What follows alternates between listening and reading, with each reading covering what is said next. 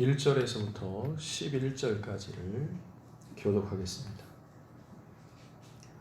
안식일에 예수께서 한 바리새인 지도자의 집에 떡 잡수시러 들어가시니 그들이 엿보고 있더라. 주의 앞에 수종병 든 한 사람이 있는지라. 예수께서 대답하여 율법 교사들과 바리새인들에게 이르시되 안식일에 병 고쳐주는 것이 합당하냐 아니하냐. 그들이 잠잠하거늘 예수께서 그 사람을 데려다가 고쳐 보내시고 또 그들에게 이르시되 너희 중에 누가 그 아들이나 소가 우물에 빠졌으면 안식일에라도 곧 끌어내지 않겠느냐 하시니 그들이 이에 대하여 대답하지 못하니라. 청함을 받은 사람들이 높은 자리 택함을 보시고 그들에게 비유로 말씀하여 이르시되 내가 누구에게나 혼인잔치에 청함을 받았을 때 높은 자리에 앉지 말라. 그렇지 않으면 너보다 더 높은 사람이 청함을 받은 경우에 너와 그를 청한 자가 와서 너더러 이 사람에게 자리를 내주라 하리니 그때에 내가 부끄러워 끝자리로 가게 되리라. 청함을 받았을 때 차라리 가서 끝자리에 앉으라. 그러면 너를 청한 자가 와서 너더러 거시어 올라 앉으라 하리니 그때에야 함께 앉은 모든 사람 앞에서 영광이 있으리라. 다같이 무릇 자기를 높이는 자는 낮아지고 자기를 낮추는 자는 높아지리라. 아멘. 49번째 말씀을 함께 나누도록 하겠습니다. 예수님께서 한 바리새인 지도자의 집에 초대받으셨어요. 그래서 떡 잡수시러 그랬는데 식사하시러 라고 우리가 읽으면 되겠지요. 그래서 그 집에 가셔서 그 안에서 있었던 일과 그 안에서 말씀하신 내용들이 오늘 읽은 11절을 넘어서 24절까지 길게 기록이 되어 있습니다. 그 이야기의 내용은 만찬에 초대받으신 것이고 그 다음에 이어서 비유를 하시는 것도 계속 식사 자리에 관한, 만찬에 관한, 더 나아가서 잔치에 관한 이야기들이 나오고 있어요. 그러고 나서 생각을 해보면 우리가 계속 지금 누가복음 강의를 이어가는 중에 잔치, 만찬, 먹고 마시는 것 이런 말씀들이 계속해서 등장하는 것을 알 수가 있습니다.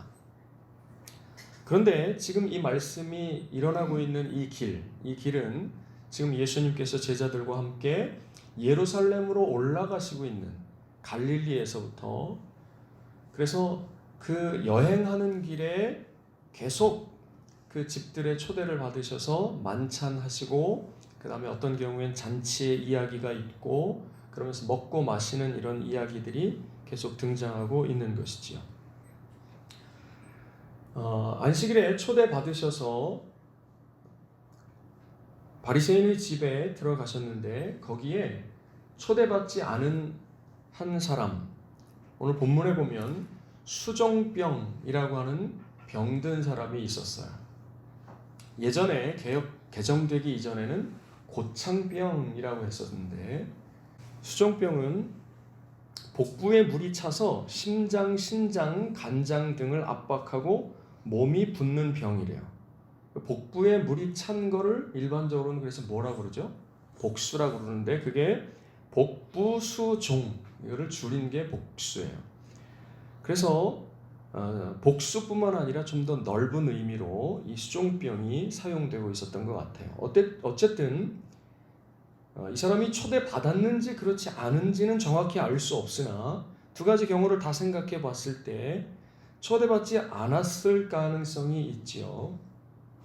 그랬을 때 예수님 앞에 서 있었고 그의 목적은 분명하지요. 이전에 예수님께서 병든 사람들을 많이 고쳐주셨기 때문에 지금도 이제 바라는 것은 예수님을 의지해서 병 낫기를 원하는 거지요. 어떻게 초대받지 않은 사람이 그것도 바리새인 지도자의 집에 들어올 수 있었는가? 이게 그 당시의 문화였다고 그래요. 초대받은 사람들이 함께 자리하고 있었고 초대받지 않은 사람들은 비록 자리는 없었지만 그냥 거기에서 이렇게 구경꾼으로 지켜볼 수가 있었던 것이죠. 어쩌면 예수님을 모함하려고 바리새인들이 의도적으로 그 사람을 거기에 불러왔을 가능성도 전혀 배제할 수 없습니다. 왜 그러냐면 1절 마지막 부분에 보면 그들이 엿보고 있더라 라고 하는 말씀이 나오는데, 이 엿보고 있다 하는 것은 우리말로는 이렇게 숨어서 보는 것을 이야기하지만 원어의 의미로는 가까이서 지켜보다, 관찰하다, 이런 뜻을 가지고 있어요. 그러니까 병든 사람 한 사람을 초대했고, 일부러 초대한 거겠죠. 예수님 앞에 그를 두었던 거죠. 그날이 마침 안식일이었고 이제 이 사람들이 어떻게 하려는가 예의주시하고 있는 상황이라고 볼 수도 있는 거죠. 이미 앞서서도 여러 번 안식일 논쟁이 있었고 사건이 있었어요. 그래서 예수님도 그것을 아셨기 때문에 먼저 이 사람들에게 묻습니다. 3절에 보면 안식일에 병을 고쳐주는 것이 합당하냐 그렇지 않으냐 물으신 거지요. 그랬더니 바리새인들도 그것이 부담되지요. 왜냐하면 사람들이 지켜보고 있기 때문에. 그러나 이 당시의 사람들이 일반적으로 급한 질병, 질병이라기보다는 급한 사고로 인한 병 같은 경우에는 고쳐주고 돌봐주는 것이 안식일이라도 합당하다, 이렇게 여기는 사람들이 있었다고 그래요. 그런데 이 사람처럼, 또는 지난번에 나왔던 그 18년 동안 꼬부러져서 펴지 못했던 사람, 뭐 이런 사람들 같이 오래된 경우에는 굳이 안식일에 고쳐야 되는 것은 아니라고 여겼던 것 같아요.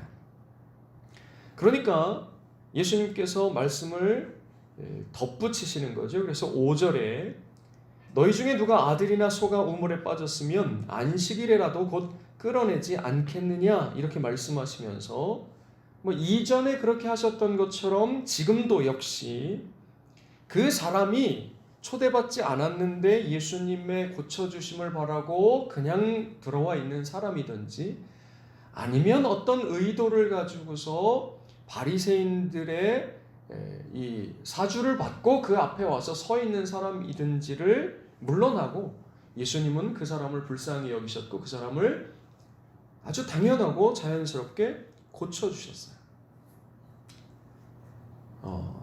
여러분, 이 분이 우리가 믿는 예수님인 거죠. 네. 참 다행스러운 것 같아요.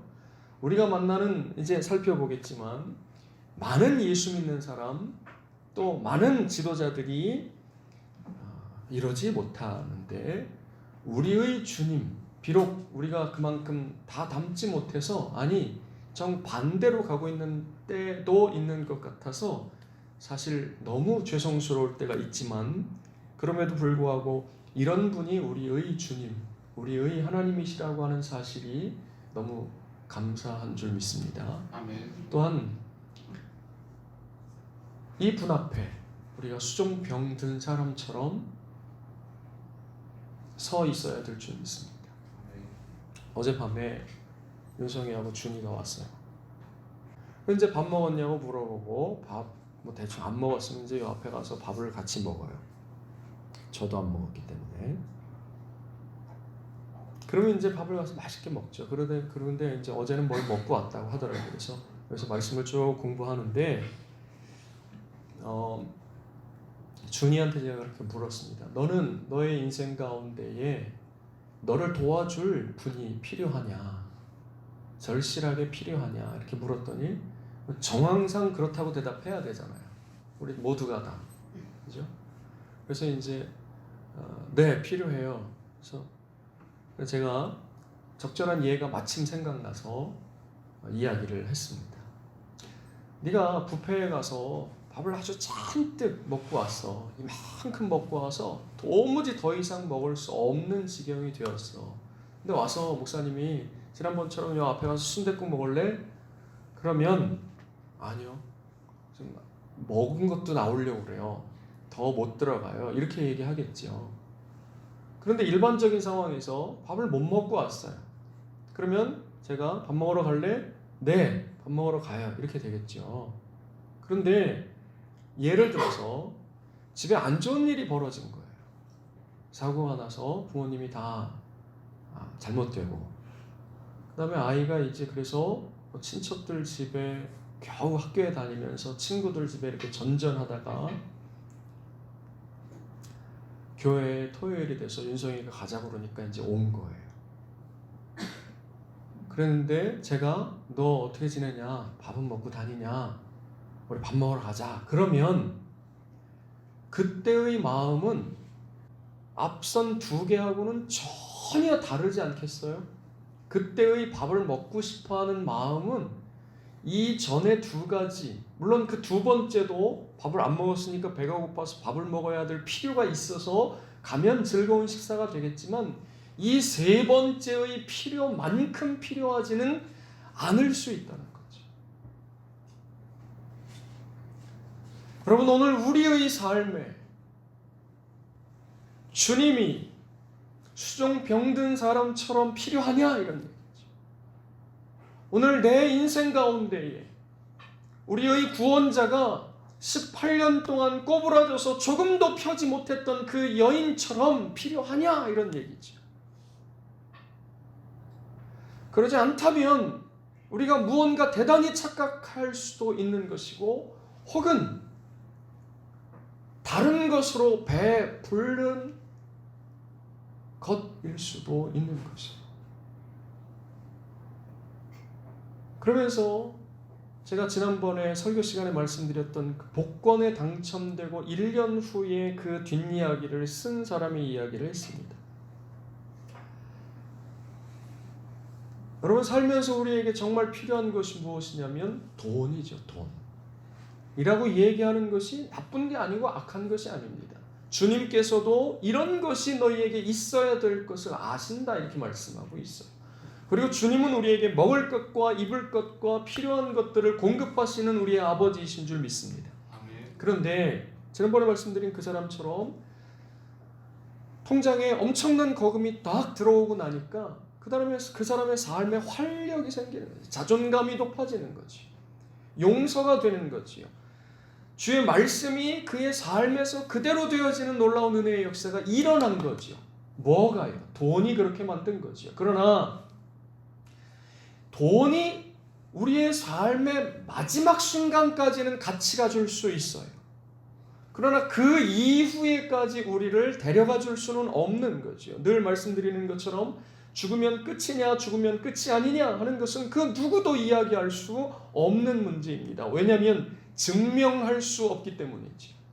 그건 다 신앙의 영역이에요. 그것이 과학이라고 하는 이름을 가지고 있느냐 혹은 의학이냐 아니면 종교냐 다를지라도 그 이후의 일은 증명할 수 없기 때문에 모두 다 믿음의 영역인 거죠. 그러나 우리가 믿는 성경의 히브리서 9장에 보면 한 번 죽는 것은 사람에게 정해진 것인데 그 뒤에 심판이 있다 이렇게 말씀하고 있는 것이죠. 그래서 우리는 죽음이 끝이 아니고 그 이후가 있다고 믿는 것입니다. 얼마 전에 말씀드렸던 그 대한항공 회장님이 돌아가셨는데 퇴직금으로 5,800억 이상 받을 수 있다는 거예요. 그게 그에게 무슨 소용이 있습니까? 그게 그에게 무슨 소용이 있냐 이거예요. 사람도 마찬가지입니다. 아들도 마찬가지입니다. 권력도 마찬가지입니다. 재산도 마찬가지입니다. 그렇다고 한다면 우리 모두도 마찬가지로 결국 죽음이라고 하는 것 앞에 서게 될 텐데 그러면 그때 우리를 도와주실 분 누구냐 이런.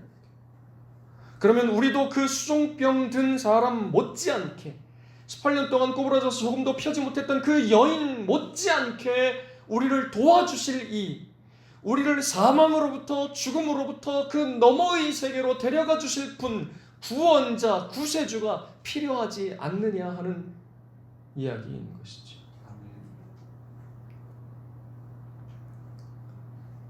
그렇다면 이 사람처럼 간절함이 또한 우리에게 있는가 하는 것을 우리는 되물어야 될 것입니다. 나는 구원자가 간절한가? 나는 구세주가 간절한가?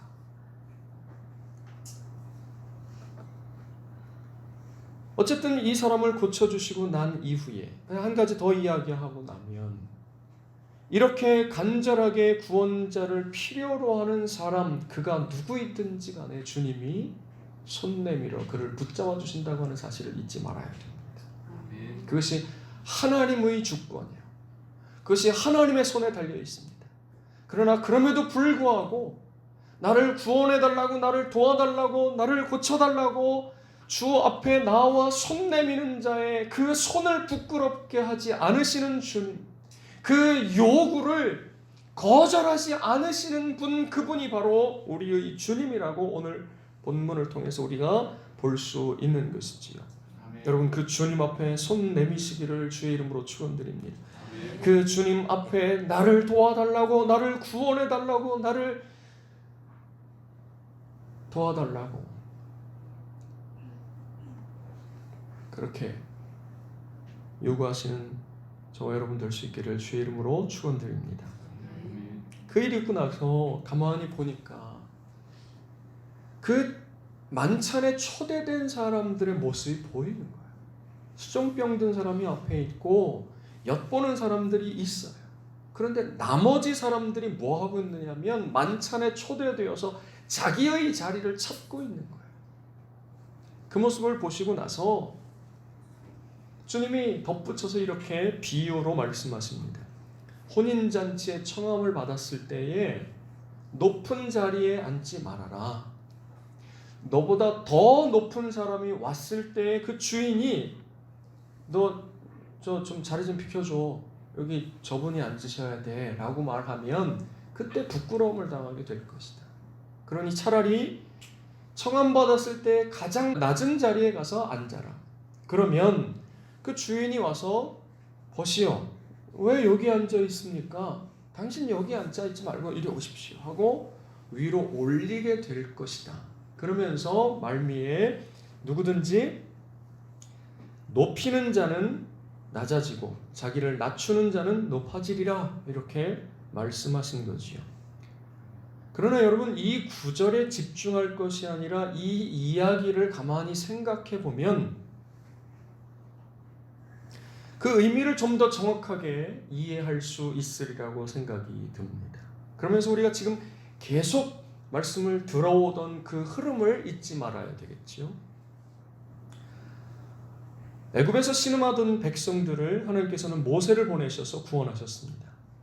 그리고 그를 통해 백성들에게 말씀하시고 그들을 인도하셔서 가나안까지 데리고 가시는 거예요. 이렇게 성경에는 하나님의 이야기, 예수 그리스도의 이야기인데 그럼에도 불구하고 많은 사람들이 등장하죠. 그 사람들을 크게 두 부류로 나눌 수 있는데, 하나는 하나님께서 인도하시는 백성들의 대리자, 지도자입니다. 또 하나는 그 대리자 혹은 지도자 밑에 그를 따라가는 사람들, 백성들인 거죠. 이때 백성들을 양무리 혹은 양떼라고 이야기하고 이때 대리자 혹은 지도자를 목자라고 표현하지요. 그러면 예수님은 뭐냐? 목자 예수님 아니시냐? 예수님은 좀 더 정확하게 이렇게 얘기할 때는 목자장이라고 얘기할 수 있어요. 한번 읽어보겠습니다. 그리하면 목자장이 나타났을 때에 시들지 아니하는 영광의 관을 얻으리라. 또는 큰 목자라고 말해서 같은 의미의 말이라고 생각할 수 있겠죠. 여러분, 이때 목자장 혹은 큰 목자이신 주님께서 백성들을 인도하라고 대리로 세워준 그 목자들에게 요구하시는 것이 무엇일까요? 아주 간단하죠. 그죠? 잘 데리고 목적지까지 와라 이거죠.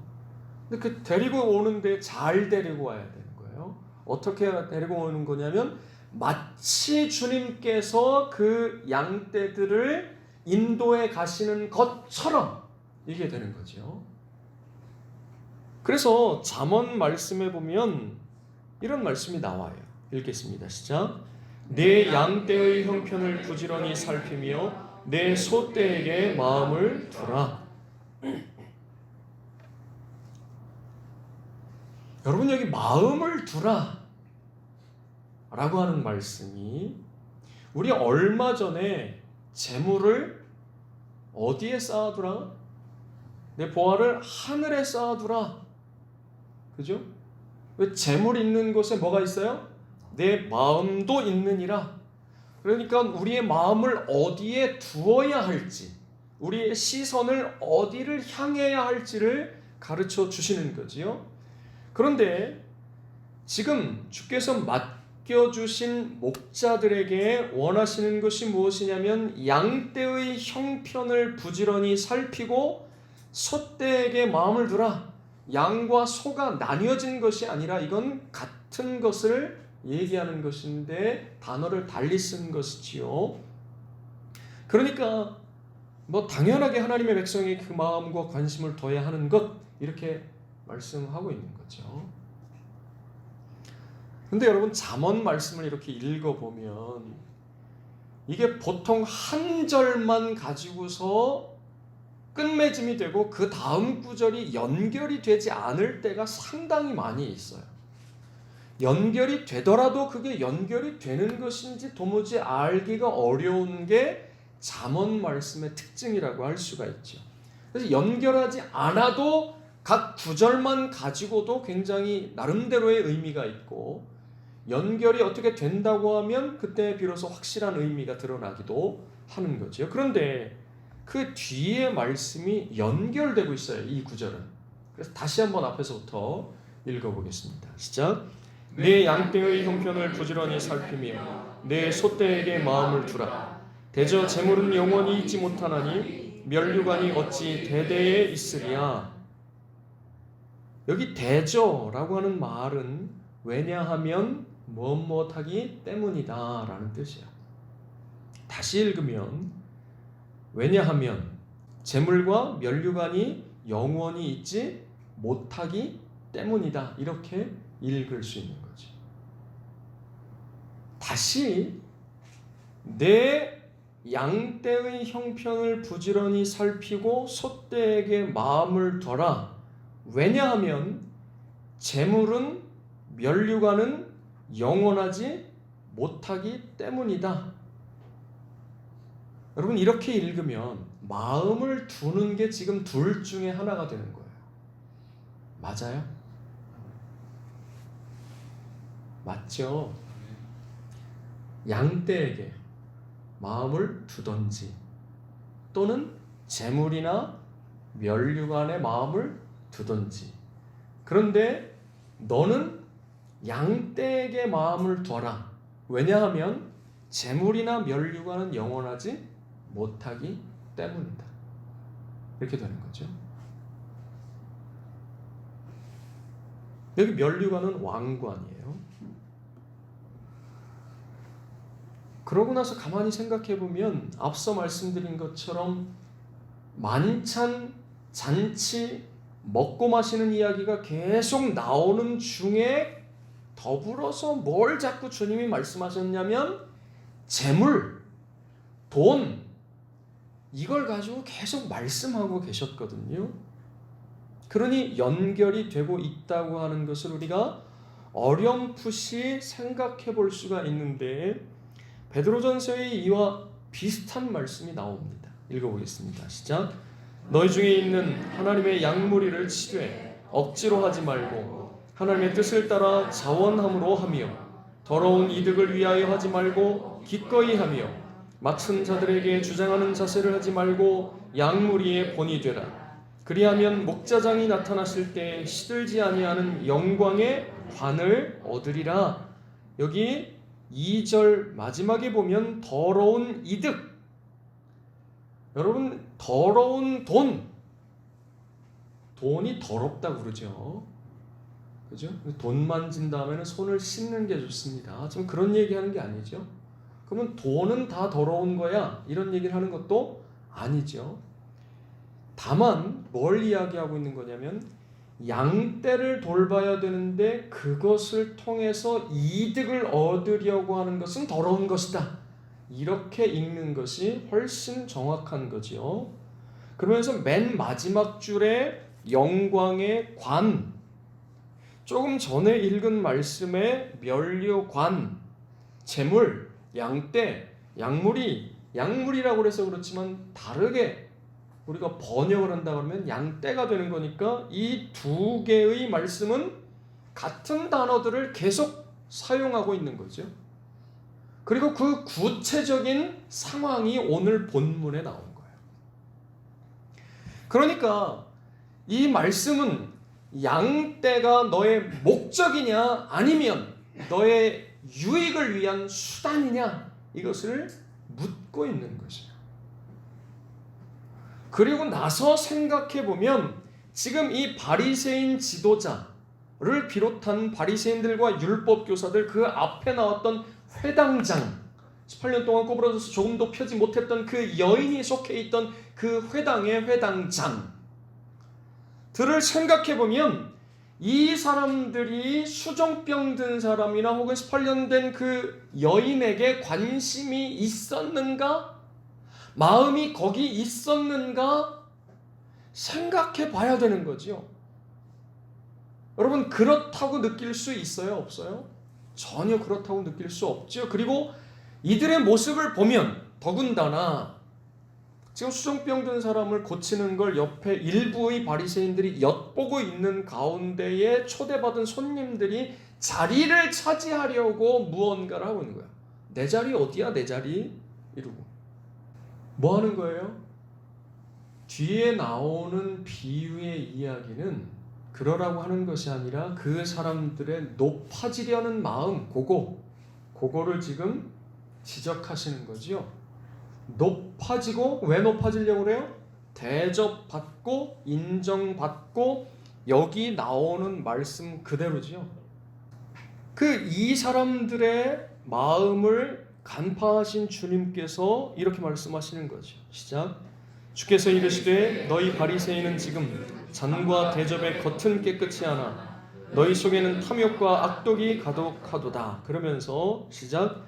긴 옷을 입고 다니는 것을 원하며 시장에서 문안받는 것과 회당의 높은 자리와 잔치의 윗자리를 좋아하는 서기관들을 삼가라. 그들은 과부의 가산을 삼키며 외식으로 길게 기도하니 그들이 더 엄중한 심판을 받으리라 하시니라. 아멘. 여기 이거예요. 딱 시장에서 문안받는 거, 회당의 높은 자리, 잔치의 윗자리, 대접받고 인정받고 그러고 싶은 거죠.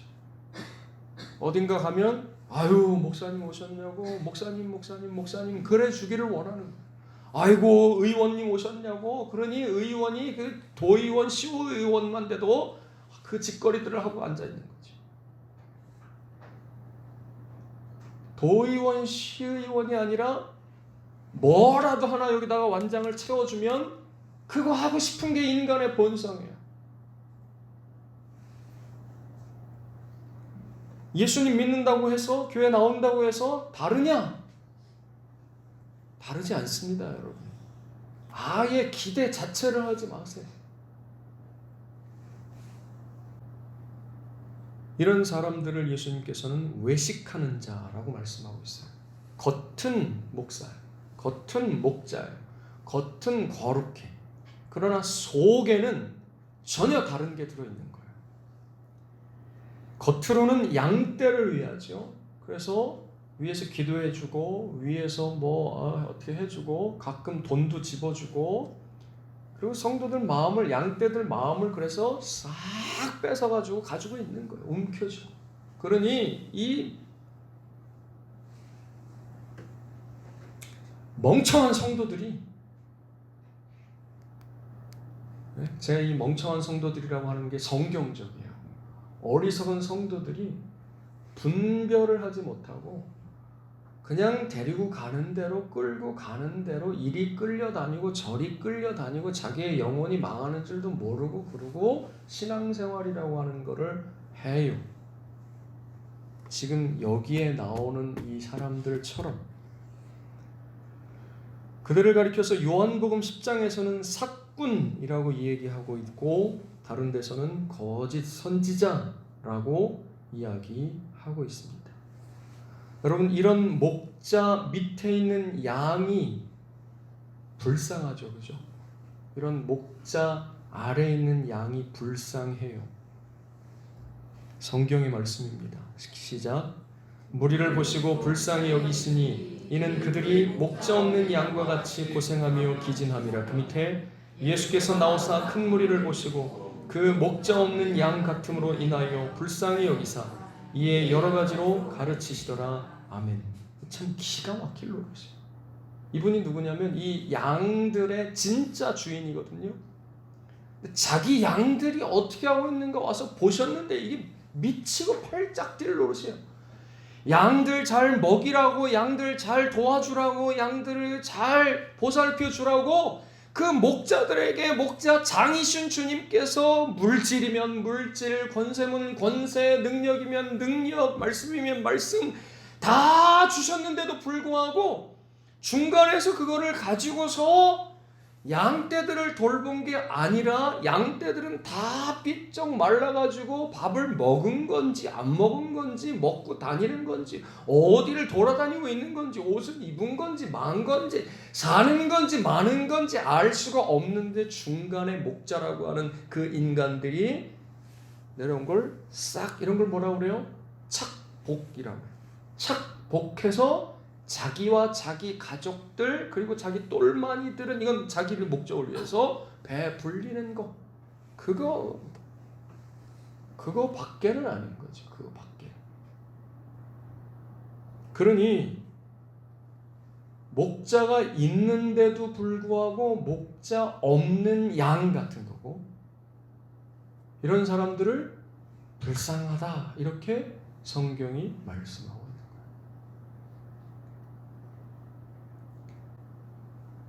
제가 아까 말씀드렸던 그 IMF를 지나는 그 시점 정도에서 이런 일들이 막 드러나기 시작한 것 같아요. 그 전까지만 해도 양들이 그런 상황인데도 그런 줄을 몰랐던 거예요.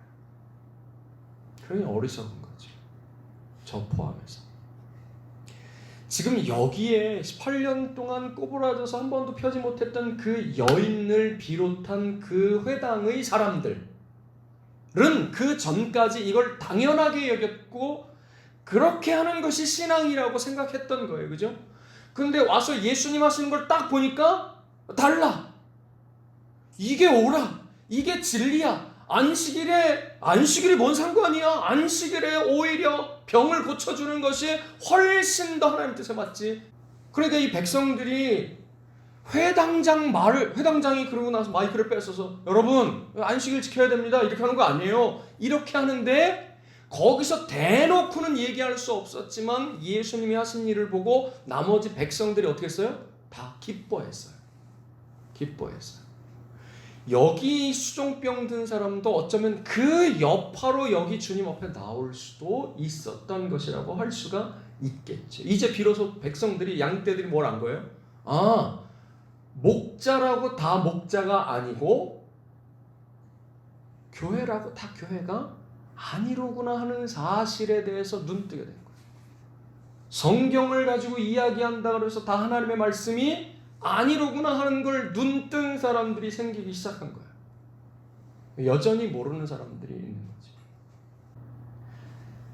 저 밖에 예수 안 믿는 일반 사업장 회사에서도 이런 지도자를 만나면 그 직원들이 불쌍한 거예요. 서울의 한 교회 나오는데 등록 교인이 수십만 명이고 출석 교인이 뭐 10,000명 이렇게 된대요. 예배당을 새로 지어가지고 얼마나 큰지 알 수가 없대요.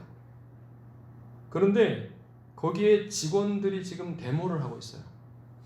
왜 데모를 하냐? 월급을 제대로 안 준 거예요. 교회에서 월급을 제대로 안 주고 이른바 헌신페이. 교회에서 일하는 건 그냥 봉사고 헌신이라는 거죠. 그런데 거기 교회 담임 목사가 늘 뭐라 그랬냐면 자기는 월급을 한 푼도 안 받는다고 얘기를 한 거야. 그런 직원들이 자기들 월급을 제대로 못 받아도 올려달라거나 제대로 달라고 얘기할 수가 없어요. 제가 나온 교회 목사님도 그랬습니다. 그랬는데 그분은 헌금 전체를 자기 마음대로 썼던 거지. 근데 이 사람은 나중에 지금부터 몇 년 전에 밝혀졌는데 5,400만 원을 받아간다는 걸 알게 됐어요. 여러분 이게 월급일까요? 연봉일까요? 5,400만 원이 연봉이어도 적은 금액이 아니에요. 근데 이게 월급이에요. 이게 사렙이고 목회 활동비는 또 따로 있어요.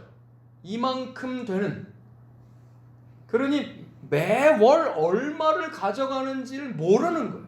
근데 그 앞에 데모하는 직원들, 그 교회 직원들은 근무 시간을 대충 따져봐도 주 60시간 이상 근무하는데 월급은 10년 넘어야 겨우 200만 원 정도를 받고 있는 거예요. 이 교회만 그런가? 이 교회만 그렇습니까? 여러분, 그 교회 성도들이 요 앞에 와서 피켓 시위하는 사람들을 보고 마귀라고 그러고 욕하고 가관도 안 해요. 그 교회에 다니는 성도들이, 교인들이. 그러니 뭐 목사가 뭐로 나서요? 목사가 나설 필요가 없어요. 성도들이 완전히 눈이 멀어가지고. 여러분, 이런 사람들 결론이 뭐냐?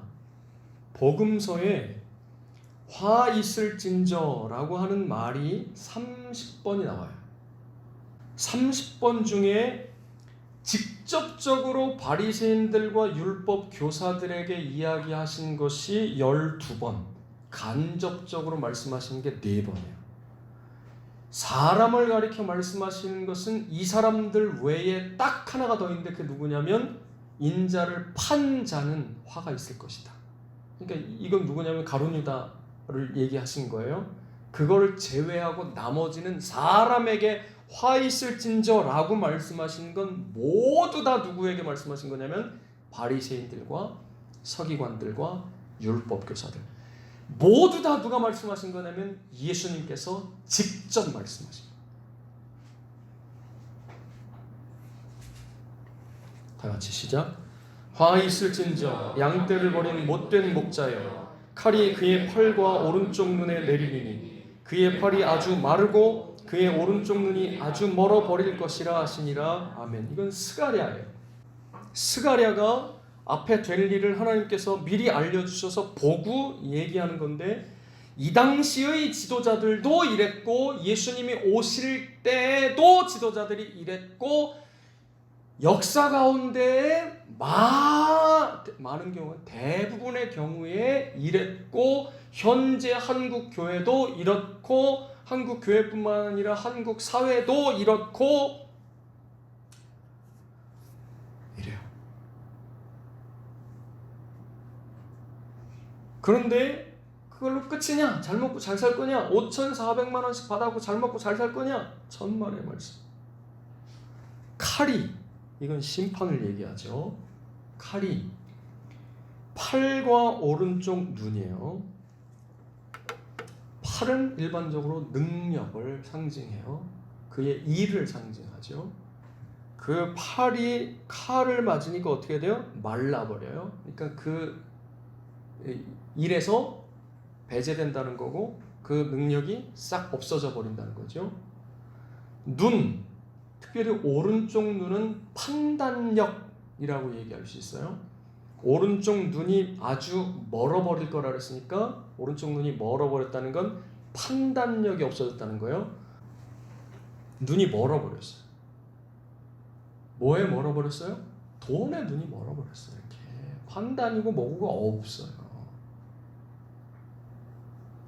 그렇게 해가지고는 자기 자식들에게 넘겨주는 거예요.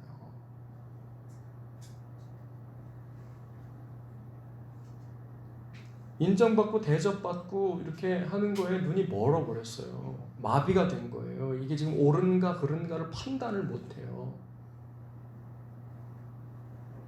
여러분, 그러면 우리는 다르냐? 우리 다르지 않다. 우리 교회가 100명 나와가지고 교회에서 제 월급을 뭐 500만 원 준다 그러고 막 그러면 다르냐? 다를 것 같죠? 안 달라요. 더 할지도 모릅니다. 더 할지도 모릅니다. 우리가 다 같이 그래서 어떻게 되는 거냐면 그걸 하지 못하도록 해야 되는 거예요.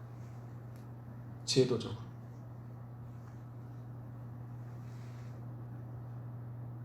그래서 우리 매월 결산을 앞에다 올려놓는 것입니다.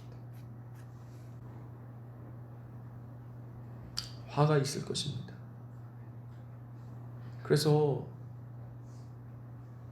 많이 선생되지 말라고 그랬어요. 왜냐하면 아까 베드로가 얘기한 것처럼 더 엄중한 심판을 받을 것이기 때문에, 예수님 말씀하신 것처럼. 그래서 목사가 된 것이 후회되고 한스러울 때도 있어요. 왜냐하면 잘하면 후회가 될 일이 없고 한스러울 일이 없지. 칭찬받겠지. 잘 못하니까 그런 생각이 들을 때가 있어요. 말씀을 마치려고 합니다. 그러면 그 밑에 있는 양떼들은 뭐냐? 이런 얘기예요. 읽겠습니다. 시작. 그냥 두라. 그들은 맹인이 되어 맹인을 인도하는 자로다. 만일 맹인이 맹인을 인도하면 둘이 다 구덩이에 빠지리라 하시니. 인도하는 맹인은 아까 눈 멀어버린, 돈에 눈 멀고 권력에 눈 멀어버린 목자를 얘기하는 거죠. 뒤에 따라가는 맹인은 누구예요? 양떼들을 얘기하는 거죠. 양떼. 양떼들은 맹인이래요, 예수님께서. 이건 아예 그냥 그렇게 말씀하고 가시는 거예요. 옆에 있는 분들 보세요. 맹인. 거기 있는 거예요. 성경적인 겁니다.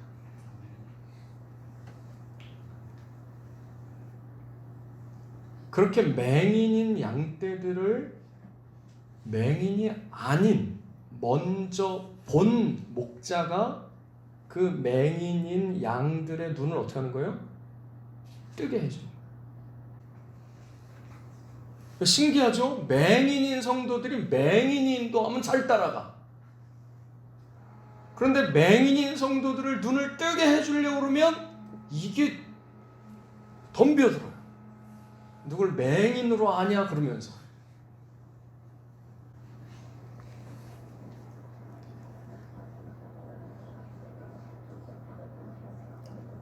여러분, 눈 떠야 됩니다. 그러지 않으면 참 어떻게 될지 모르는 거예요. 빨리 정신 차리고, 그래서 목자를 찾아야 하고, 내가 맹인이라는 걸 인정을 하고, 그런 다음에 주님께 말씀의 눈을 가지고서 저 앞에 있는 사람이 맹인인가 아닌가를 판단하고, 맹인이라고 여겨지면 빨리 떠나야 돼. 떠나서 맹인이 아닌 진짜 목자를 주님이 내게 허락해 달라고 기도해야 되고, 불쌍히 여기시는 주님께서 먹이시고 입히시고 가르치실 목자가 있는 곳으로 인도하실 거고, 목자라고 생각이 들면 그 다음에는 여러분들의 몫이에요. 이제 여러분들이 맹인인 것을 인정하고 앞에 세운 목자가 주께서 세우신 사람이라고 인정되면 그를 통해서 내게 하시는 말씀을 듣고 귀를 열고 눈을 뜨고, 눈을 뜬 사람이 되어야 될 텐데 그렇게 하지 않으면 복이 없는 거예요. 여기서 이렇게 만나서 함께 예배하고 함께 신앙생활하는 이 의미가, 이 뜻이 아무것도 없는 거예요. 잘 아시고 주의 은혜 가운데 눈 떠서 보고 다른 사람들을 또 눈 뜨게 하는 저와 여러분 될 수 있기를. 그래야 이 세상이 밝아지지 않겠어요? 눈 뜬 사람들이 모여 있어야 밝지. 눈 감은 사람들이 계속 설쳐대면 되는 게 없으니까 개판이 되는 거예요. 지금처럼. 눈 뜬 사람들이 많아져야 됩니다. 교회도 마찬가지입니다. 눈 뜬 사람들이 뜨고 보고, 아, 저 사람 지금 뭐가 필요하구나, 아, 저 사람 지금 뭐가 문제구나 하고서 돌봐줄 수가 있죠. 눈 감은 사람들만 교회에 있으면 교회가 난장판이 되어버려요. 눈을 뜨게 하시고 보게 하시는 이런 좋은 목자가 되게 하시고, 그 목자 아래 좋은 양이 되게 하시고, 그러면서 주의 뜻을 잘 이루게 하시고, 그런 은혜가 있으시기를 주의 이름으로 축원을 드립니다. 기도하겠습니다.